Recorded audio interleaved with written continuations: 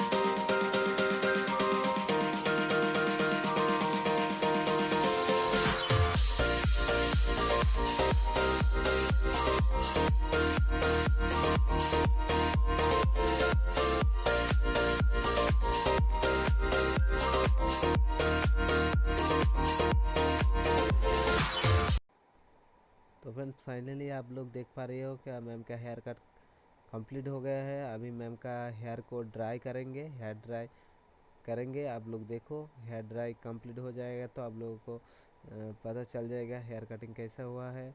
तो friends video अच्छा लगे तो एक लाइक कमेंट और शेयर ज़रूर करो।